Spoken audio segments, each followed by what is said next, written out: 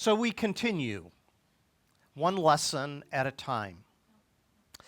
In the book of James, there are 12 lessons that we are concentrating on, and today will mark the halfway point. And as we are looking at the list that's up here on the screen, we're going to take a look at chapter 4, verses 11 and 12. And in this Mintage series, we are talking about these wisdom paragraphs, sort of like collector's coins that we are to keep and hold on to and to use at various points in life as needed. And we've talked about a number of things. We talked positively and sometimes negatively in the source of wisdom. Everybody belongs. Everybody believes one way or another. Everybody boasts and likes to present themselves in some positive fashion. Everybody behaves. It can be good or it can be bad. Last week we talked about everybody battles, that there are certain conflicts that are not only within us but among us as well. And this week kind of builds on that. And as we build on the previous lesson, this is the lesson, Wisdom Coin number 6. And it comes out of James chapter 4, verses 11 and 12. And here's how it reads. Do not speak evil against each other, brother and sisters. Whoever speaks evil against another or judges another speaks evil against the law and judges the law. But if you judge the law, you are not a doer of the law, but a judge. There's one lawgiver and judge who is able to save and destroy. So who then are you to judge your neighbor? We live in a culture where belittling other people seems to be our national pastime. It's every day in social media, obviously. But it is also in the things that we say. We all do it. We speak negatively about other people behind their backs. Sometimes we judge other people's motives from a distance. We whisper critiques. We spread rumors. And it is something more than verbal. Sometimes it's the eye roll. Sometimes it's the tone. Sometimes it's the dismissal of another person's effort or mistakes or even their personality. And we rarely see how often we do it. It's unconscious to us. We're not often aware how often we belittle other people. And sometimes we cloak it in other terms that we're just giving our opinion or something. And often, without realizing it, we find ourselves putting other people down quickly. And sometimes it's ingrained in us because from the earliest of days, when we were a child on the playground, it becomes kind of embedded in our DNA that we look at other people and we make quick judgments.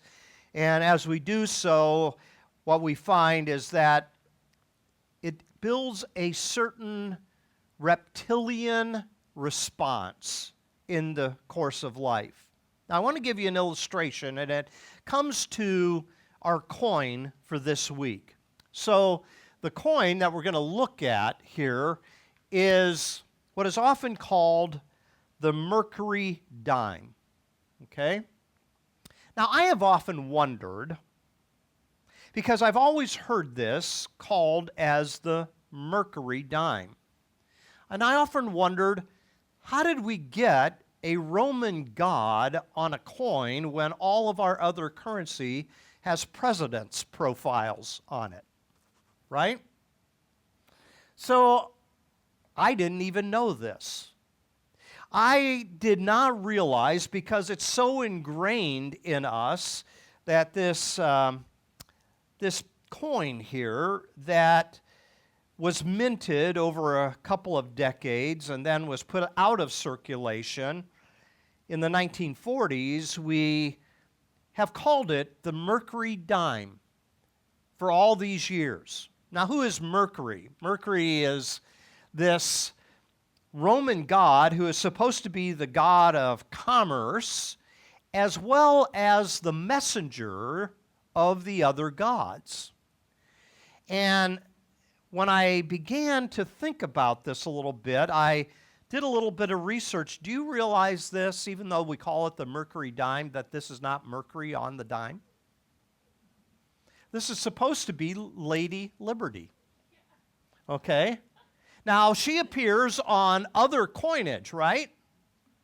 But we have been trained or conditioned to think of this as the Mercury dime for so long that no one would ever know that there is a Lady Liberty dime that was minted. And it brings me to this point here. Repetition has a way of reshaping our thinking. If we hear it often enough, we begin to believe it's true, whether it is or not. Repetition has a way of getting ingrained inside of us so that our natural response, our knee-jerk response, is to just kind of take at face value what we have been told, and then we pass it along to other people.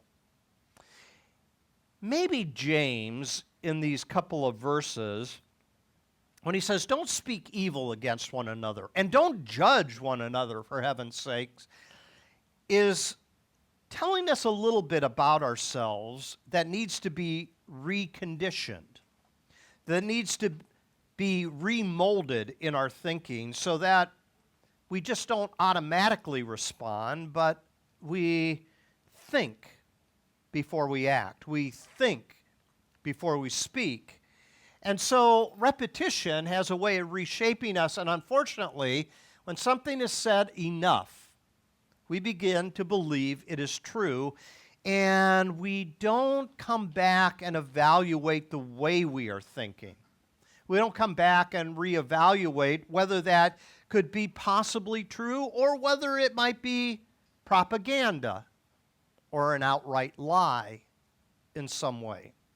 And so when we come to James, we find that this Mercury dime that was issued between 1916 and 1945 is the perfect coin selection in this series because what is said about other people, or what is said about you, or what is said about me, shapes the way we see the world.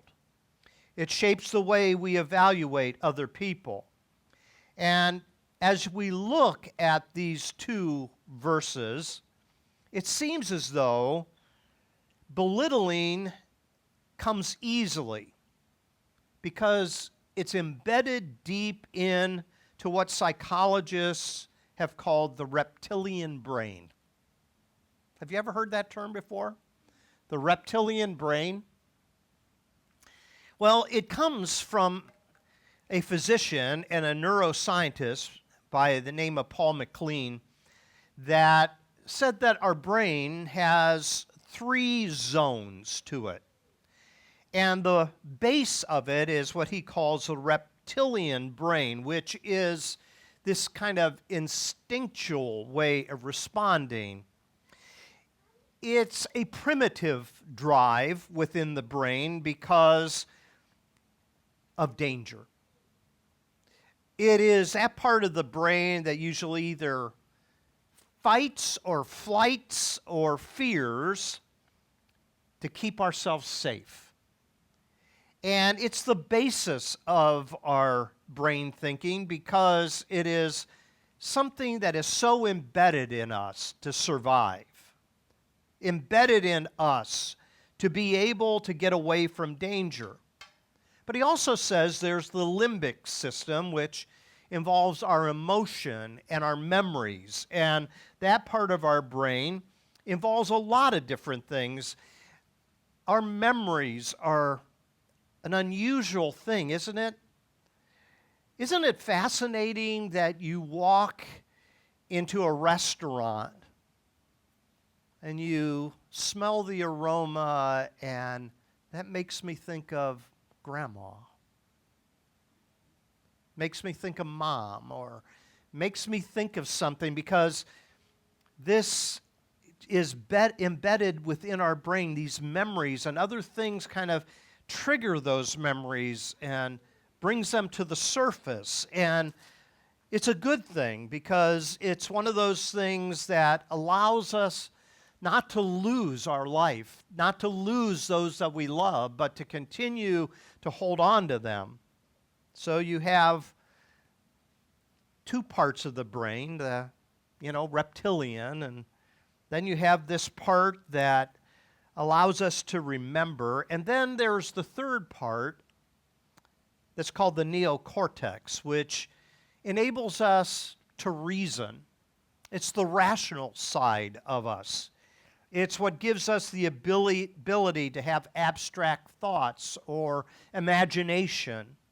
And it's those things that enable language and planning and purpose and all kinds of things like that. And so, even though there's three parts to the brain, it's not like they're separate compartments. They're kind of interwoven together. It's a complex system, the human brain. But what we find is what James is telling us, and what Paul says when he says, do not speak evil of one another. Watch the way you talk about each other.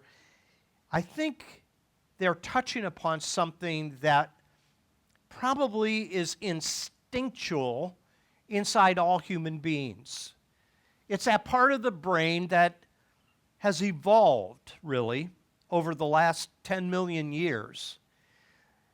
That base that is found in other animals and other mammals to run away from danger or to see threats. And it is one of those things that comes naturally, almost like muscle memory. It's the things that then produces things like slander or defamation or diminishing someone else's worth. And we have to ask the question, why do we do this? Well, if it's part of a reptilian response that we have, usually it's because we fear in some way.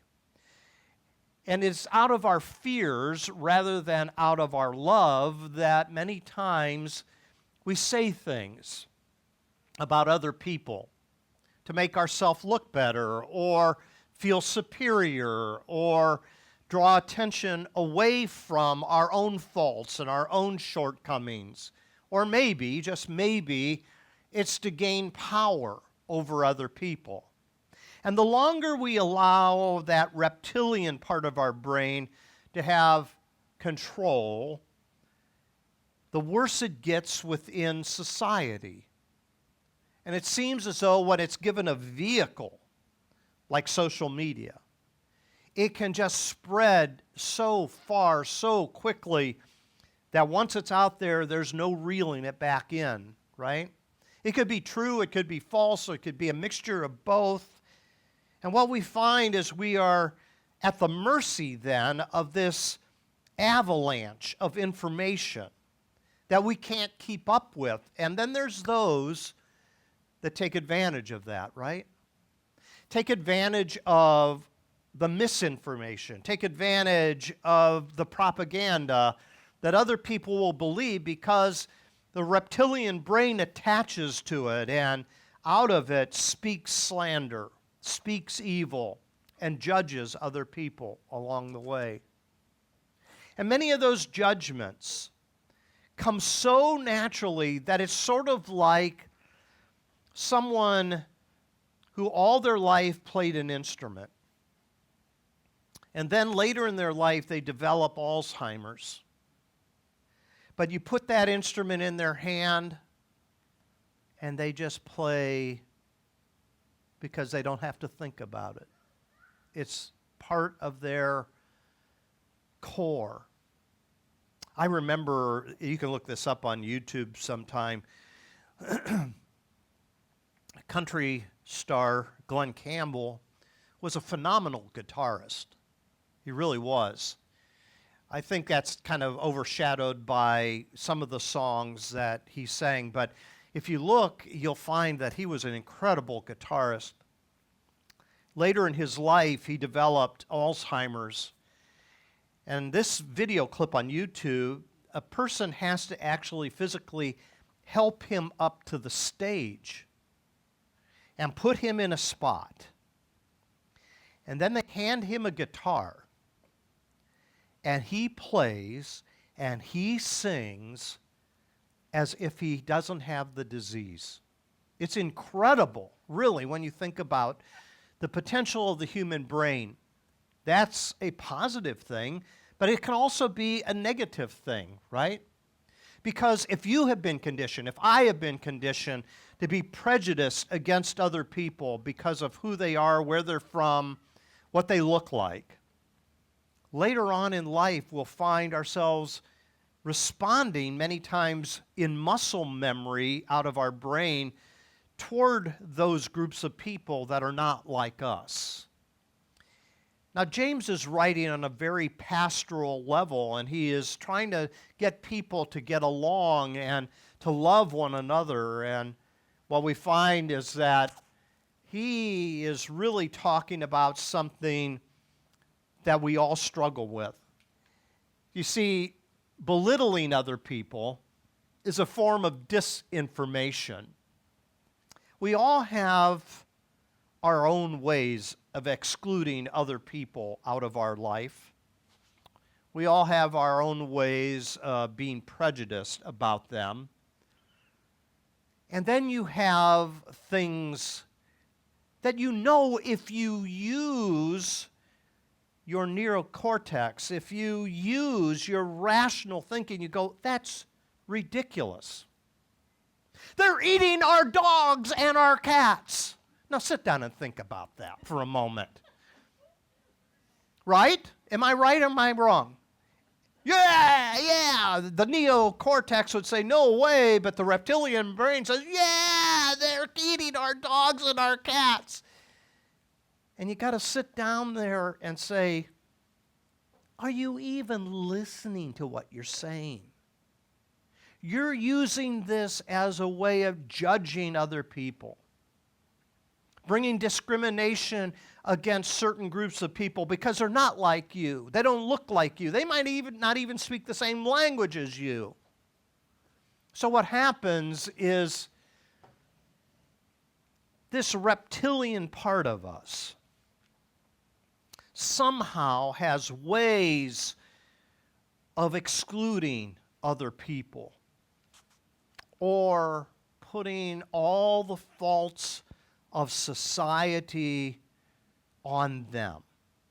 Rene Girard, the great thinker, calls this the mimetic theory. That people find someone that they can put all the faults of the world upon and then blame them. You know, for many, many years, that has been the LGBTQ community. In more recent days, it's immigrants.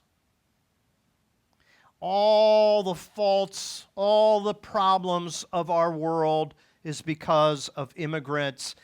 And that reptilian thinking then causes all of this chaos and all of this injustice, all of these raids, all of this physical confrontation.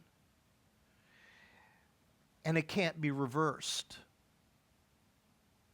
Whether it's a gay hairdresser that is exported out of the country, or whether it's someone else that's taken to El Salvador into the very pit of hell itself, and then arms are thrown up and said, well, there's nothing we can do about it. We can't get them back, even though there's nothing really that justified this move in the first place. Are you seeing this is such a contemporary situation we're finding ourselves in? And as you know, yesterday you had a study of contrast between a military parade in one city and multiple demonstrations around the country in other cities saying, "No king." Because if a king or a leader or a president only operates out of a reptilian response, we're all in danger. But if we can come to a place where we can sit and use the better part of our thinking, then we can push back on falsehoods and lies and slander. Listen again to what James says. Listen closely now to these two verses. When he says in verse 11, "Brothers and sisters, do not slander one another. Anyone who speaks against a brother or sister or judges them speaks against the law and judges it. And when you judge the law, you're not keeping it, but sitting in judgment on it. There's only one lawgiver and judge, the one who is able to save and destroy. But you, who are you to judge your neighbor?" Isn't that a great question? Who are you to judge your neighbor? Well, what law is that James is talking about here? Well, I think it's what he referred to earlier in his letter. He calls it the royal law. Not the Ten Commandments set of laws, but the royal law. What's the royal law? Love God with all your heart, soul, mind, and strength, and love your neighbor as yourself. And the royal law then allows us to live in such a way that we can deal with each other forthrightly and righteously and with empathy. So, why is this such a big deal? It's a big deal because if we belittle people privately among our little inner circle or among our friendship group, or maybe it is within our workplace, yeah, it has consequences. It'll hurt individuals, right? But when it becomes public, when it becomes something widespread, what can happen is people's lives and safety are put in danger. Because if you allow the reptilian response to go long enough and extreme enough, you can justify eliminating other people that are made in the image of God. And so, reptilian thinking allows no room for complexity because that's not the part of the brain that sits down and rationally thinks through the cause and the effect and the consequences. But you know and I know, if you really sit and think about it, not everything's black and white, not everything's all or nothing, and not everything is simple, right? Yeah, we would all love to be able to live in a simple world, but that's not the way it works.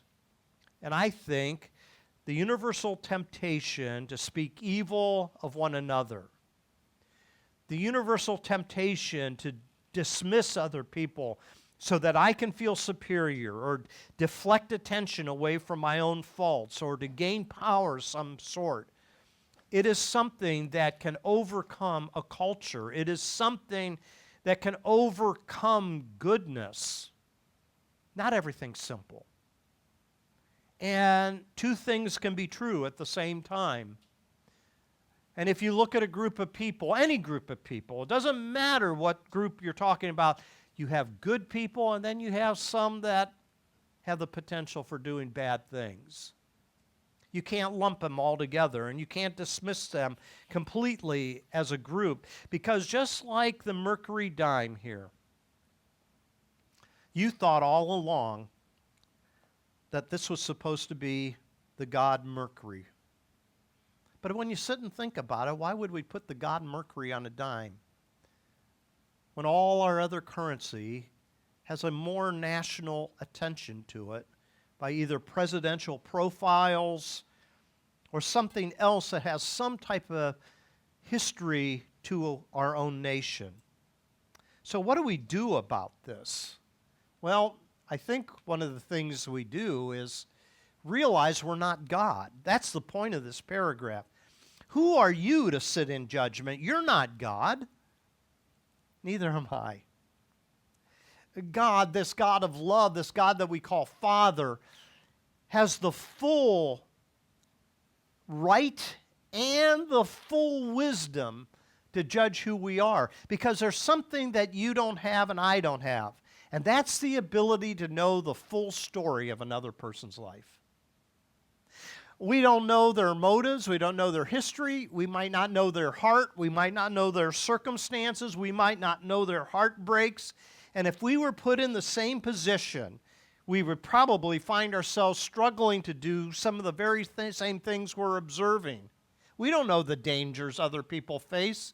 And it's easy to sit in an ivory tower and pass judgment on other people, but get down on the ground and walk among those people, and you're going to find that these individuals are everyday people. They're like you. They're like me. They have families. They want to love and be loved. They want to know and be known. They want to be able to have a meaningful life. And the best way to do that is when we think about belittling and condemning other people, it denies our own humanity. Because there's someone out there that's looking at you in the same way that you're looking at someone else. And they're making judgments on us even though they don't know our full story.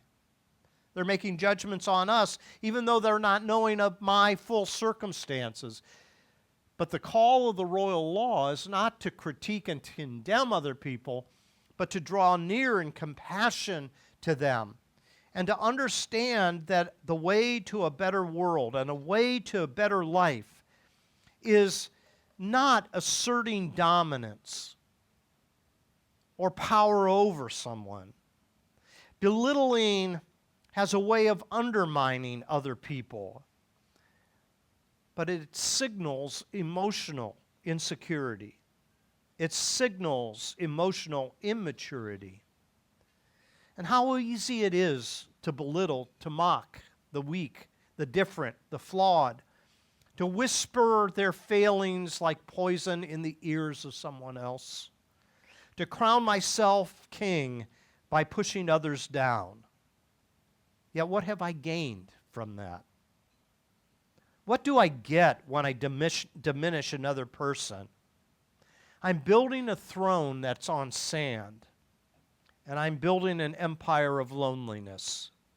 So when I belittle, I do not break only their spirit. I fracture my own soul in the process.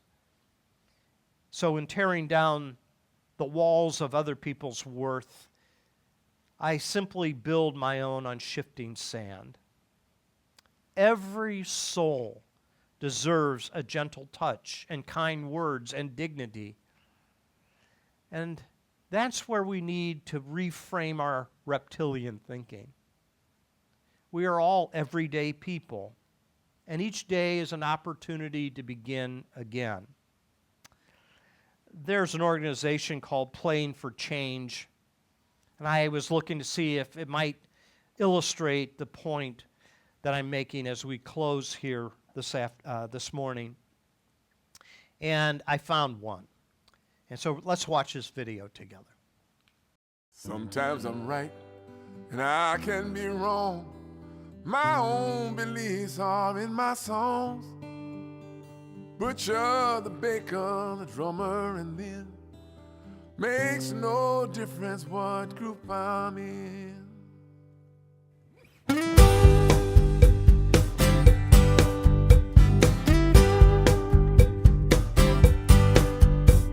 Well, sometimes I'm right and I can be wrong. My own beliefs are in my song. The butcher, the banker, the drummer, and then it makes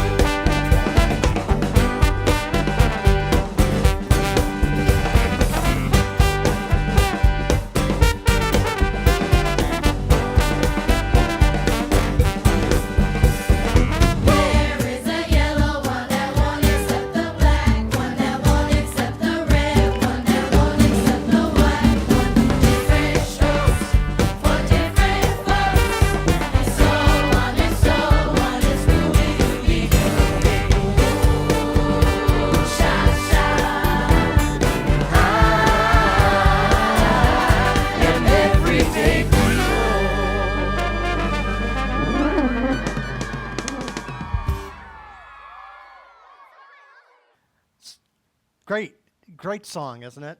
You probably recognize some of the celebrities that were in this video. Everyday people. Really. That's who you rub shoulders with most of the time during the week. And so James tells us, don't speak evil. Don't judge. Who do you think you are, God? Only he has that right. Would you stand with me, please? Let's end our morning together with this thought and make this our prayer. So may you speak with grace. May you leave room for God to judge. And may your silence become a sacred space where love can grow and neighbors can heal. Lord, indeed, we need this now in our world more than anything. We are living at such a point in history that things could really go south for the human experience. We need you to intervene. We need you to prevent wars. We need you to change hearts. We need you to help us to think beyond our instinctual, reptilian ways of thinking. Help us, Lord, to become more compassionate and more empathetic. Help us to become more like Christ. Help us to cherish the gift of life. For life is a gift, and love is the point. And we need to understand that the time you give to us on earth is a time to be a good mom and dad and grandma and grandpa to our immediate family, but it's also to be a good friend. It's also to be a good neighbor. It's also to realize the full potential of who we are as human beings made in your image. So give us eyes to see and ears to hear and a heart to feel and hands to touch. We thank you for this Father's Day. And we're thankful for this time of learning and loving. We pray this in Jesus' precious name. Amen. Thanks for coming, everyone. I hope you have a great week.